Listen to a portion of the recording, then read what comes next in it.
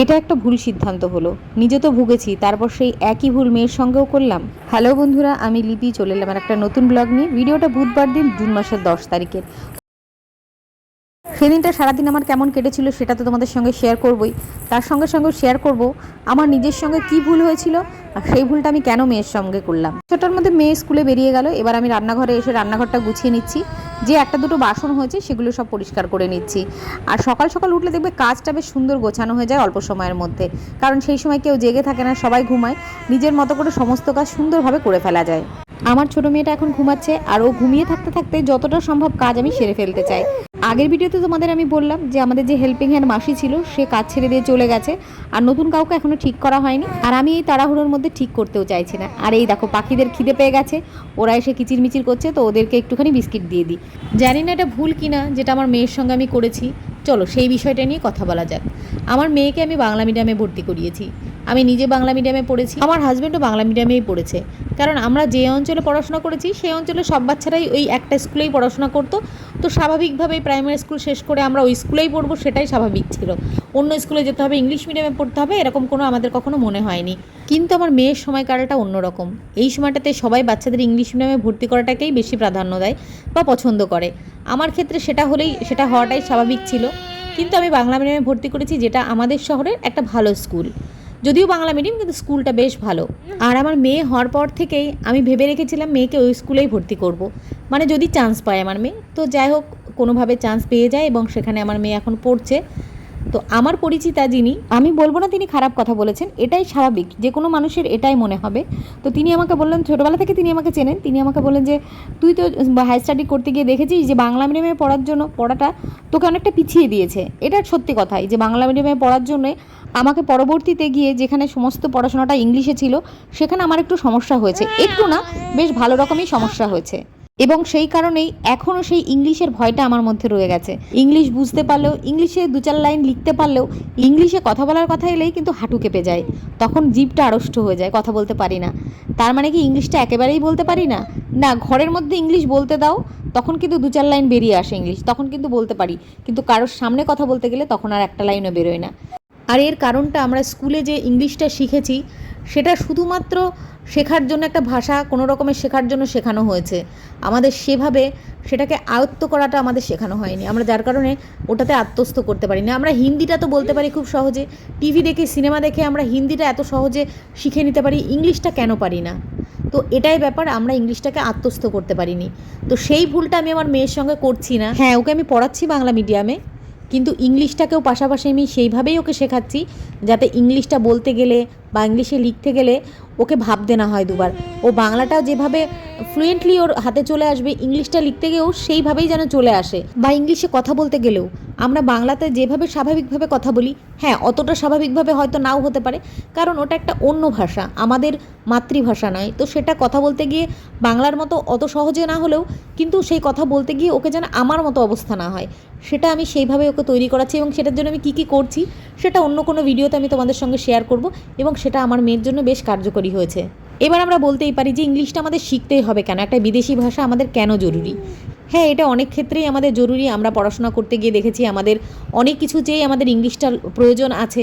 গ্লোবালাইজেশনের যুগ, মানে আমরা ঘরে বসে পুরো পৃথিবীর সঙ্গে যোগাযোগ রাখছি। তো সেক্ষেত্রে পৃথিবীর বেশিরভাগ দেশে, বেশিরভাগ বলবো না, অনেকগুলো দেশেই ইংলিশটাই মূল ভাষা। তো সেক্ষেত্রে আমাদের ইংলিশটা তো শিখে রাখা দরকার আছে। হ্যাঁ, ইংলিশের সঙ্গে সঙ্গে আমরা চাইলে অন্য কোনো ভাষাও শিখে রাখতে পারি। আমাদের ভারতবর্ষের বেশিরভাগ অফিসিয়াল কাজগুলো ইংলিশেই করা হয়। তাছাড়া হায়ার স্টাডির জন্য ইংলিশটা ভীষণভাবে জরুরি। তো সেই কারণে ইংলিশটাকে অবশ্যই ভালোভাবে আয়ত্ত করে নেওয়াটা আমার মেয়ের জন্য জরুরি মনে করছি আমি।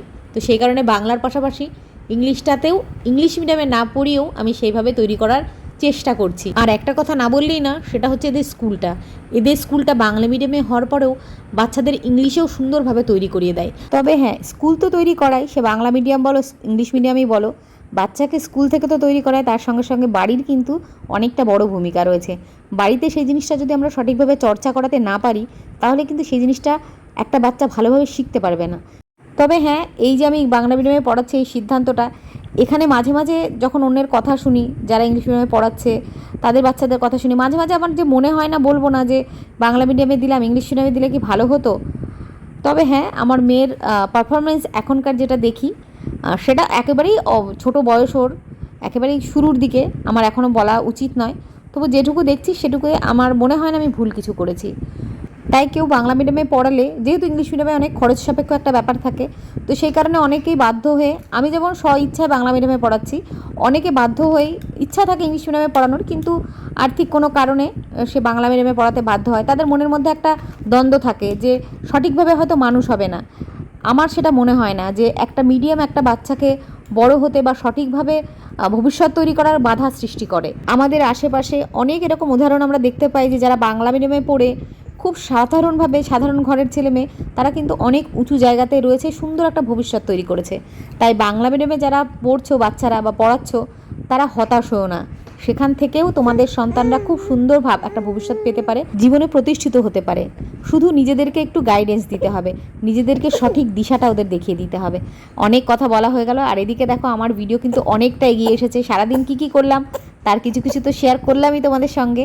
তো দেখো এখন আমি স্নান করতে যাচ্ছিলাম, ইতিমধ্যে বাড়িতে কয়েকজন লোক এলেন, মানে আসার কথা শুনতে পেলাম, আমি ফোন করলো বাবাকে। তো সেই কারণে স্নানে না গিয়ে ফ্রিজ থেকে ঠান্ডা জলের বোতলটা বার করছি, কারণ এই গরমে অন্য কিছু দাও বা না দাও, একটু ঠান্ডা জল দিলেই মানুষের মনে একটা সন্তুষ্টি চলে আসে। তো আমি এখানে মিষ্টি দইটা প্লেটে বেড়ে রেখে স্নানে চলে গেলাম, আর এদিকে দেখো ঝমঝম করে বৃষ্টি শুরু হয়ে গেল। তো যারা এসেছিলেন তারা বাবার সঙ্গে কথাবার্তা বলছে, আর আমি স্নান করে এসে একটু বৃষ্টি দেখছি। আমাদের এখনও কিন্তু দুপুরের খাওয়া দাওয়া হয়নি, যারা এসেছিলেন তারা দুপুরে খাওয়া দাওয়া করবেন না, তারা এসেছেন একটা অন্য কাজে। তো সেই কাজকর্ম করে তারা চলে গেলেন। আর এখন দেখো সন্ধেবেলায় তখন মাঝখানে বৃষ্টিটা একটু কমেছিল, আবার বৃষ্টি শুরু হলো। আমাদের একটু বেরোনোর কথা ছিল, আজকে ঠিক করেছিলাম যে একটু বেরোবো কিছু কেনাকাটা করতে, কিন্তু বৃষ্টির জন্য সব প্ল্যান ভেস্তে গেল। কয়েকদিন ধরে আমরা প্ল্যান করছি বেরোবো, কিন্তু রোজই সন্ধেবেলা এরকম ঝড় মেঘের জন্য আর বেরোনো হচ্ছে না। আর এরকম ঝড় মেঘের দিনে সন্ধ্যাবেলায় কিন্তু চপ মুড়ি খেতে দারুণ লাগে। তো যখন একটু বৃষ্টিটা কমেছে তখন আমার হাজব্যান্ড নিজেই গেল, আমি কিন্তু বলিনি। ঝড় মেঘের মধ্যে এরকম বাইরে যাওয়াটা প্রয়োজন ছাড়া আমার খুব একটা পছন্দ নয়, কিন্তু ওরই মনে হয় একটু চপ মুড়ি খেতে ইচ্ছা করেছিল, তো ও নিজেই বলে গিয়ে একটু চপ নিয়ে আসি। তো দেখো চপ নিয়ে চলে এসেছে, এবার মুড়ি দিয়ে সবাইকে দেবো, আমিও খাবো। আর আমার মেয়ে অনেক দিন পরে চপ খাবে, ও কিন্তু ছোটোবেলা থেকে না চপকে চক বলতো। তো আজকে আমি বলছি চক খাবি, তো বলছে না না চককে খায়, চপ খাবো বলো। তো বাচ্চারা এভাবে দেখো টুকটুক করে বড় হয়ে যায়। আধো আধো করে কথা বলা ছেলেমেয়েরা আস্তে আস্তে বাবা মায়ের কথার ভুল ধরতে থাকে, এটা কেন বলছো, ওটা কেন ভুল বলছো। তো দেখো চপ মুড়ি ঠড়ি খেয়ে আজকের মতো ভিডিওটা আমি এখানেই শেষ করবো। তোমাদের কেমন লাগলো কমেন্ট করে জানাতে কিন্তু ভুলো না। তো